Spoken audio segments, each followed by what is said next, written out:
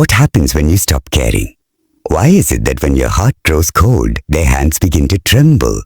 Today, we uncover a principle that unsettles lovers, leaders, and rivals alike.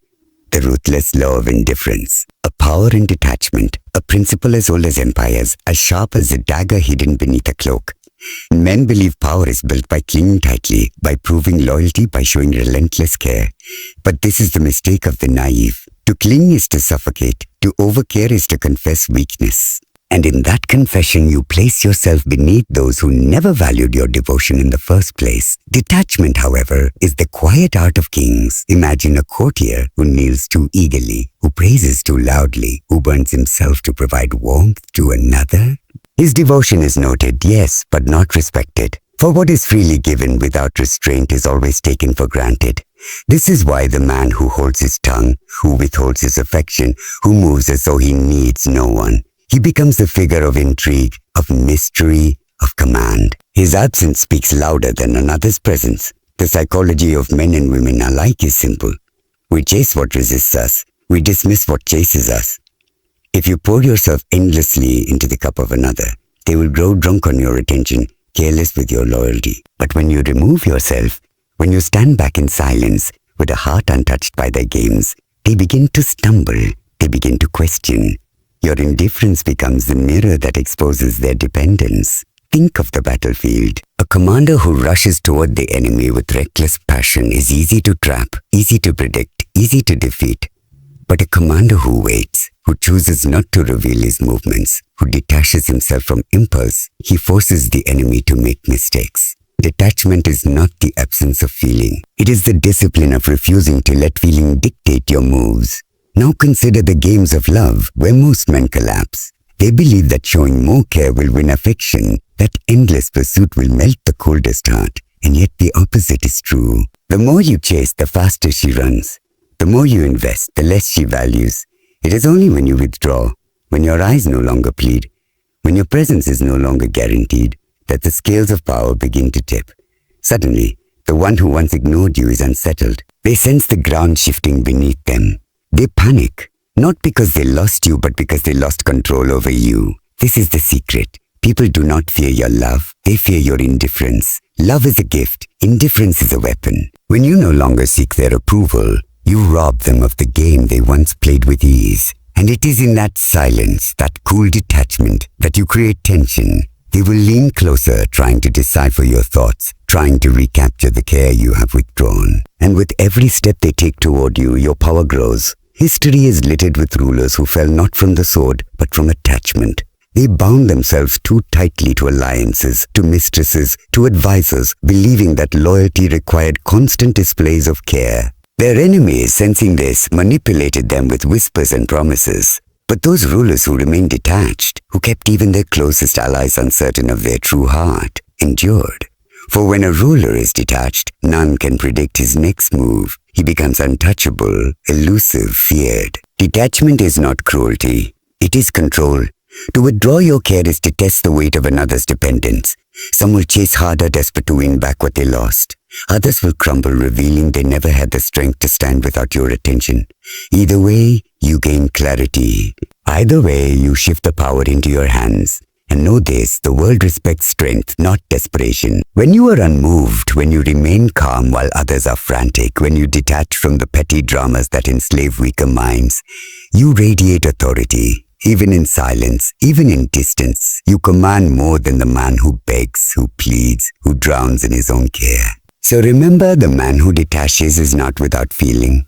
He is simply the master of his feelings. He knows that caring too much is a chain, and chains are meant to be broken. He knows that in stepping back, he steps above. He knows that power lies not in grasping tighter, but in letting go without fear, a fear of losing control. It is the shadow that haunts every heart that has once held power over another. When someone grows accustomed to your care, your attention, your loyalty, they build their strength upon it. They feed off it. It becomes the silent foundation beneath their confidence. And yet, the moment that foundation crumbles, the fear begins. People do not panic when you give them everything. They panic when you take it away. A ruler who showers his subjects with gifts may be adored, but when the gifts suddenly stop, adoration turns into restlessness. then unease and rebellion. So too in the small kingdoms of daily life, the lovers, the friends, the rivals, each grows bold when your care is abundant, but fragile when it disappears. Consider this carefully. When you stop caring, you disrupt the balance they have come to rely upon. They begin to ask themselves questions that eat at the mind like a worm through fruit. Why has he gone silent? Why has she withdrawn? What does it mean that their eyes no longer look my way? The human mind is addicted to certainty. It craves reassurance, and when your indifference strips away that certainty, panic blooms. This fear of losing control is not always visible at first. It does not arrive as a storm. It arrives as doubt. They tell themselves they are still in command, that your withdrawal is nothing, that they do not need you. Yet behind the mask, they are unsettled. Doubt is the seed, and panic is the harvest. Each day that your care is absent, the seed grows deeper roots. Each hour of silence adds weight to their chest. The game they once believed they were winning suddenly feels dangerous, slippery beyond their grasp. This is why rulers of old never allowed their courts to feel too secure. A prince who lavishes his nobles with endless attention invites arrogance, invites betrayal, but the prince who withholds, who forces them to earn his gaze, keeps them loyal through fear of losing favor. For what man does not tremble when his position is uncertain? What lover does not worry when affection turns cold? What rival does not panic when the opponent he thought predictable suddenly becomes unreadable?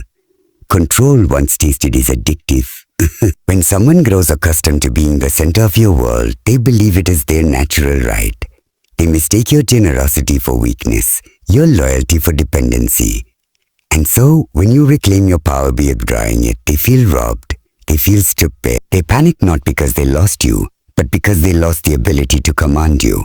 Observe carefully what happens in such moments. They begin to test you, to provoke you, to pull at invisible strings, desperate to confirm whether they still hold sway. Some will grow angry, throwing accusations like daggers, hoping to wound you back into submission. Others will grow soft, pleading, coaxing, offering what they once withheld. The strong mask their panic with arrogance. The weak expose it with desperation. But both are reacting to the same terror, the fear that they no longer control you.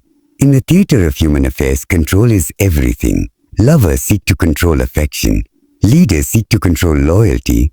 Rivals seek to control outcome. And once you remove the care that fed their illusions of control, you strike at their deepest insecurity. They realize they were never as powerful as they believed. They only stood tall because you allowed them to. This is why detachment is so feared. It cannot be fought directly. How can they argue with silence? How can they dominate indifference? How can they manipulate a man who no longer bleeds when they cut him? Panic is the natural result of this realization. Their mind becomes restless, their emotions unpredictable.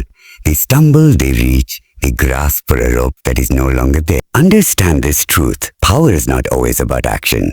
Sometimes the greatest power lies in withholding. To care less is not weakness. It is strategy. It transforms the battlefield. It makes those who once believed themselves strong collapse under the weight of their own dependence. They may scream, they may plead, they may rage, but beneath it all, the same question echoes in their mind.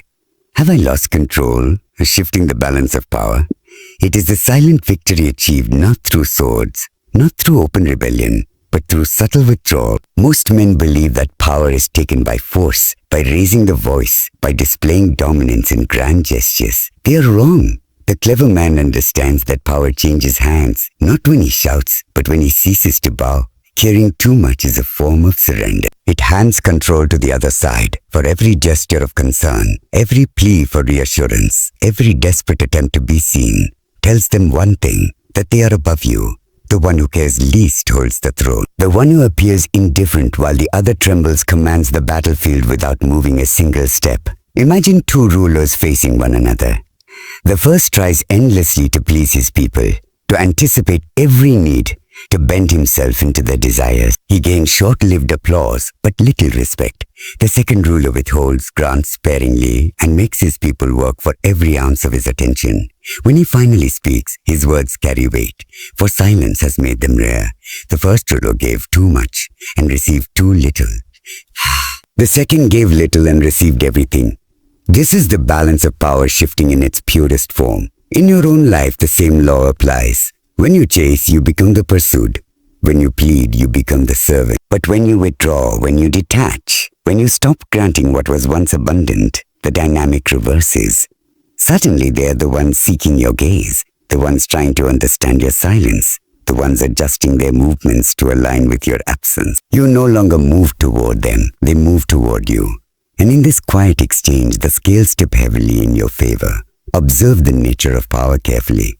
It never disappears, it only changes hands. When you care too much, you place the power in theirs. They could decide whether to reward you with attention or withhold it to torment you. They could dictate the rhythm, the terms, the pace of the game. But the moment you no longer react, the moment you no longer beg, the moment you step back into indifference, the power shifts. They now must decide how to approach you, how to win back what they once took for granted. This is why indifference unsettles so deeply. It exposes the imbalance that was always there. They believed they were strong because you cared, but when you no longer provide that care, their illusion collapses. Now they must confront the truth, that your attention was the source of their confidence, and without it, they are reduced to uncertainty. This is the essence of control, making others realize that their strength depends entirely on your will. History offers countless lessons. A general who retreats strategically does not lose power. He shifts the ground beneath his enemy. His soldiers, though appearing to fall back, are only positioning themselves to strike when the opponent grows careless. So too in human relations. To withdraw is not to lose. It is to shift the field until the other side is forced into pursuit. The hunter becomes the hunted, the ruler becomes the servant, and the entire order turns upside down without a single declaration. Consider how people behave when they believe they own you. They relax. They dismiss your presence. They treat your loyalty as if it were endless. But remove it. Remove the warmth, the attention, the effort, and watch how they scramble. They attempt to re-establish what they lost, because the balance of power has slipped from their grasp. What once fed their ego now leaves them starving, and in that hunger they reveal their desperation. This is why silence, why distance, why indifference is so effective. It forces them into the position you once held. They now wonder if you will return, if you still value them, if they still matter. Their mind becomes consumed with what they once took for granted, and the more they chase answers, the more power bleeds from them into your hands. Do not mistake this for cruelty. It is not cruelty, it is correction. When the balance of power tips too far in one direction, order collapses. But by withdrawing your care, by reclaiming your attention, you restore equilibrium. They are reminded that they cannot control you, that your value does not come from their approval, and that their place is never secure unless you allow it to be. Understand this truth. To shift the balance of power, you need not fight, argue, or even speak. You need only remove what they depended on most, your care. In that moment, everything changes. They who once believed themselves in control begin to chase shadows, and you, without effort, rise above them. Is strategic indifference. It is not the absence of emotion, but the mastery of it. To appear indifferent is not to feel nothing. It is to feel everything, yet to feel nothing. This is the weapon of rulers, of seducers, of generals who command without raising their voices. Ordinary men waste themselves in displays of passion, begging to be seen, desperate to be chosen. But the man who chooses indifference chooses power. He holds the world in suspense, and in suspense others bend to him. Understand this. Indifference is not mere coldness. Coldness is clumsy, blunt refusal. Indifference, when wielded with strategy, is precise. It is silence at the right moment, distance when the other expects closeness, calm when the other seeks reaction.